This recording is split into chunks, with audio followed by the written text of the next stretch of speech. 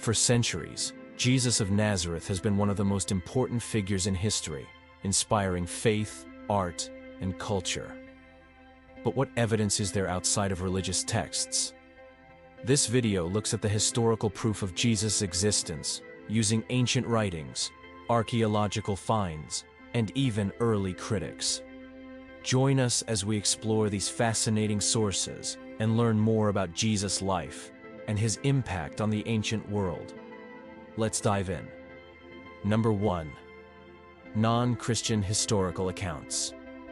The existence of Jesus of Nazareth isn't solely documented within Christian texts. Several non-Christian historical sources from antiquity also reference him, providing compelling evidence of his life and influence. These accounts, penned by historians and scholars of the time, offer an external perspective on Jesus and the early Christian movement. One of the earliest references comes from the Jewish historian Flavius Josephus. Born in 37 AD, Josephus authored Antiquities of the Jews around 93 AD, aiming to chronicle the history of the Jewish people. In this extensive work, he makes mention of Jesus, referring to him as a wise man and the so-called Christ.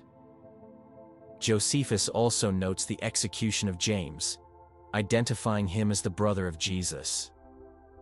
These passages are significant as they provide a Jewish historian's acknowledgement of Jesus' existence and his following. The Roman historian Tacitus offers another valuable account. In his Annals, written around 116 AD, Tacitus describes the Great Fire of Rome during Emperor Nero's reign. He notes that Nero blamed the Christians for the fire, a group derived from Christus, who suffered execution under Pontius Pilate during Tiberius's rule. Tacitus's account is particularly noteworthy because it corroborates the New Testament narrative of Jesus' crucifixion and highlights the early presence of Christians in Rome. Another reference comes from the Stoic philosopher Mara bar Serapion. In a letter to his son, written sometime after 73 AD, Mara mentions the unjust execution of a wise king of the Jews. While he doesn't name Jesus explicitly, the context suggests a reference to him. Mara's letter emphasizes the enduring impact of Jesus' teachings, even after his death, and serves as an early non-Christian acknowledgement of his influence. These non-Christian accounts are invaluable as they provide independent attestations of Jesus' existence and the early Christian movement. While they don't delve into theological interpretations, they affirm key historical details. Jesus lived during the 1st century, was recognized as a significant figure, and was crucified under Roman authority. The convergence of these accounts with Christian narratives strengthens the historical case for Jesus' existence. Number 2. Early Christian writings. The Synoptic Gospels, Matthew, Mark, and Luke, serve as foundational texts in the New Testament, offering detailed narratives of Jesus Christ's life, teachings, death, and resurrection. The term synoptic derives from the Greek word synopsis, meaning a seeing together, highlighting the shared content and perspective of these 3 Gospels. Their remarkable similarities, often presenting parallel accounts with identical and similar wording, have been a focal point for scholars aiming to understand the historical Jesus. Traditionally, these Gospels are attributed to close associates of Jesus or his early followers. The Gospel of Mark is believed to have been written first, serving as a source for both Matthew and Luke. Scholars generally date Mark's composition to around 70 AD, with Matthew and Luke following between 80 to 90 AD. This places their writing within one generation of Jesus' death, suggesting that eyewitnesses or those with direct access to eyewitness accounts contributed to their narratives. The proximity in time between the events described and the composition of these texts enhances their historical reliability. The Synoptic Gospels exhibit a high degree of literary interdependence. The prevailing scholarly theory, known as the two-source hypothesis, posits that both Matthew and Luke drew upon two main sources: the Gospel of Mark and a hypothetical collection of Jesus' sayings referred to as Q, from the German Quell, meaning source. This hypothesis accounts for the material common to Matthew and Luke, but absent in Mark. The shared content across these Gospels, alongside their unique additions, provides a multifaceted portrayal of Jesus' ministry, reinforcing the historical core of his actions and teachings. The Synoptic Gospels are rich in details that align with the historical and cultural context of first-century Palestine. They reference specific locations, customs, political figures, and social practices pertinent to the time. For instance, the depiction of legal disputes, taxation systems, and religious observances corresponds with what is known from other historical sources about the era. This contextual accuracy suggests that the authors had a profound understanding of the milieu in which Jesus lived, lending credence to their accounts. While the Synoptic Gospels are primary sources within the Christian tradition, their narratives find partial corroboration in non-Christian historical records. References to Jesus and early Christians by historians such as Tacitus and Josephus align with the Gospel accounts regarding the existence of Jesus, his execution under Pontius Pilate, and the emergence of his followers. This external attestation, albeit limited, supports the historicity of the events described in the Gospels. It's essential to recognize that while the Synoptic Gospels were written with theological intentions, to convey the significance of Jesus' life and mission, they also serve as historical documents. The authors aim to preserve the memory of Jesus' deeds and words for both contemporary audiences and future generations.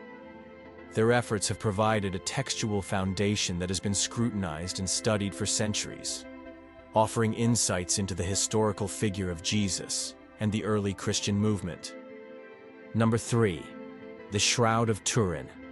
The Shroud of Turin is a centuries-old linen cloth bearing the faint image of a man who appears to have suffered physical trauma consistent with crucifixion. Housed in the Cathedral of St. John the Baptist in Turin, Italy. This artifact has been the subject of intense scrutiny, debate, and veneration, with many believing it to be the burial shroud of Jesus Christ. Historically, the shroud's documented existence traces back to the 14th century. Around 1355, it was publicly displayed in Lire, France, by a French knight named Geoffroy de Charny, who claimed it was the authentic burial cloth of Jesus. Skepticism about its authenticity emerged early on. In 1390, Bishop Pierre d'Arcis wrote a memorandum declaring the shroud a forgery. Despite these controversies, the artifact changed hands over the centuries, eventually coming into the possession of the House of Savoy. In 1578, it was transferred to Turin, where it has remained ever since. The shroud has survived several incidents, including a fire in 1532 that caused significant damage, leading to repairs by the Poor Clare nuns. In 2002, a major restoration project removed patches and the cloth backing, allowing for more detailed examination of its reverse side. Scientific investigations into the shroud have yielded mixed results. In 1988, radiocarbon dating tests conducted by 3 independent laboratories dated the cloth to the medieval period, specifically between 1260 and 1390 AD, suggesting it was a medieval creation. However, critics of these findings argue that the samples tested may have been contaminated or taken from portions of the cloth that were repaired during the Middle Ages, potentially skewing the results.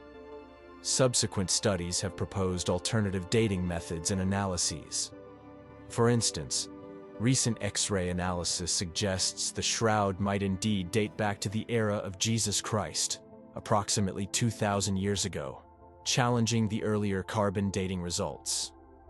Beyond dating, the shroud's image has been a focal point of fascination. The faint, sepia-toned imprint of a man bearing wounds consistent with crucifixion has prompted numerous theories regarding its formation. Some researchers suggest that the image was created through natural chemical reactions during the burial process, while others propose more miraculous explanations. Advancements in technology have allowed for more detailed analyses. For example, artificial intelligence has been employed to recreate a lifelike image of the face on the shroud, providing a visual representation that aligns with traditional depictions of Jesus. Number 4. Archaeological findings. Archaeological evidence of crucifixion in antiquity is exceptionally rare, making the discovery of a crucified man's remains in Jerusalem particularly significant. In 1968, during excavations in the Givat HaMivtar neighborhood, archaeologist Vasilios Tsafaris unearthed a tomb containing ossuaries, stone boxes used to store human bones. One ossuary bore the inscription, Yehohanan, son of Haggol, and contained a heel bone pierced by an iron nail, providing direct physical evidence of crucifixion practices in the 1st century AD. The remains of Yehohanan offer a tangible connection to the methods employed in Roman executions. The nail, approximately 11.5 centimeters long, was still lodged in the heel bone, with fragments of olive wood adhering to it, suggesting the use of an olive wood cross or beam.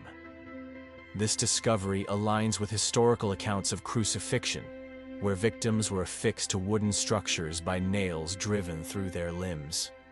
Prior to this find, knowledge of crucifixion was primarily derived from historical texts, including the writings of Jewish historian Flavius Josephus and Roman historian Tacitus, who documented the use of crucifixion as a form of execution during the Roman Empire. The physical evidence from Yehohanan's tomb corroborates these accounts, providing a concrete example of the brutal methods described in literature. The scarcity of archaeological evidence for crucifixion can be attributed to several factors. Victims were often denied proper burials, and their bodies were left to decompose or be scavenged, leaving minimal remains to be discovered. Additionally, nails were sometimes removed from the bodies for reuse or for their perceived magical properties, further reducing the likelihood of finding intact evidence. The discovery of Yehohanan's remains is thus a rare and invaluable piece of historical evidence. The archaeological discovery of Yehohanan's crucified remains provides compelling physical evidence of Roman crucifixion practices in 1st century Jerusalem. This find not only corroborates historical accounts, but also offers a direct, tangible link to the methods of execution prevalent during the time of Jesus, enhancing our understanding of this period in history. Number 5. Early Christian artifacts. In 2005, during excavations beneath the Megiddo prison in northern Israel, archaeologists uncovered a remarkable artifact, the Megiddo mosaic. This ancient mosaic, dating back to approximately 230 AD, is significant for bearing the earliest known inscription explicitly referring to Jesus as God. The Greek inscription reads, "The God-loving skeptics has offered the table to God Jesus Christ as a memorial." This discovery provides compelling evidence of early Christian worship practices and beliefs, predating the Council of Nicaea by nearly a century. The mosaic was part of a larger floor within a Christian prayer hall, measuring about 16 by 32 feet. This hall is considered one of the oldest known Christian worship spaces, offering a glimpse into the communal and religious life of early Christians during a time when they often faced persecution.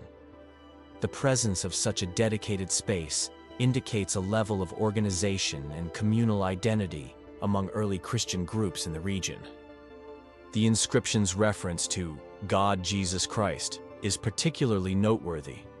It provides concrete evidence that early Christians in this community recognized and worshipped Jesus as divine well before the formalization of this doctrine in later ecumenical councils.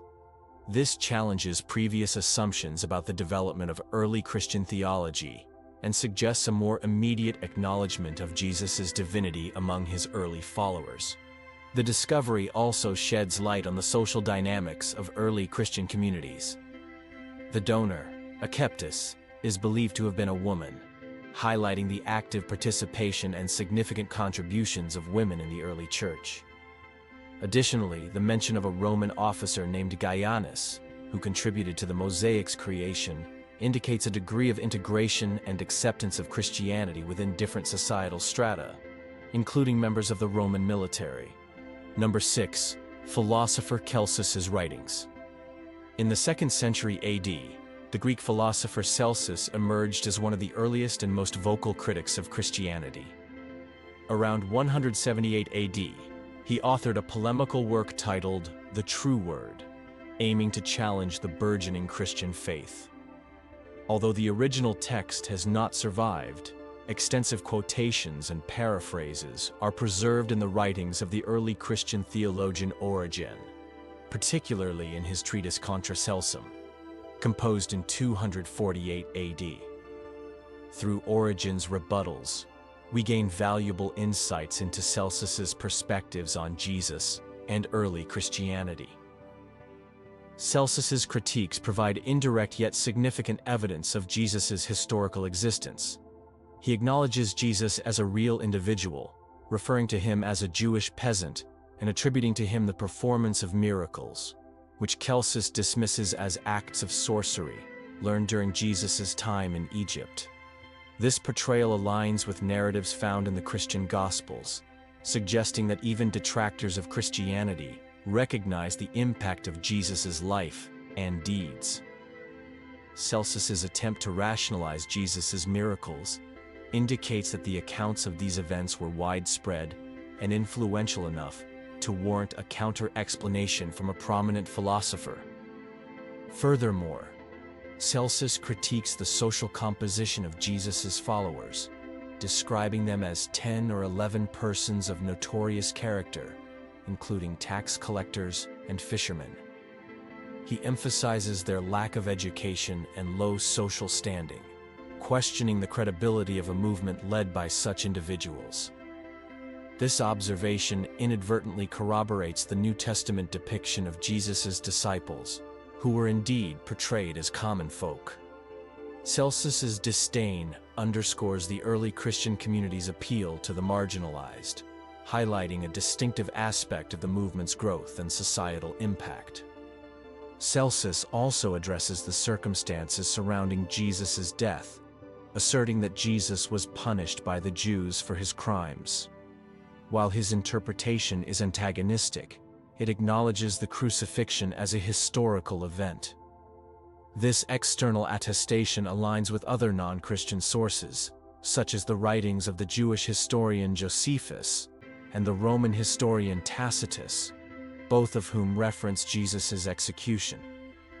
The convergence of these independent accounts strengthens the historical credibility of the crucifixion narrative. In his broader critique, Celsus contends that Christianity borrows elements from existing religions and philosophies, accusing Christians of misinterpreting Greek myths and Jewish prophecies. He argues that the concept of a virgin birth and the resurrection are not unique to Christianity, but are instead adaptations of earlier traditions. While his intent is to undermine the originality of Christian doctrines, this critique indicates that such beliefs were already central to Christian teachings by the late 2nd century.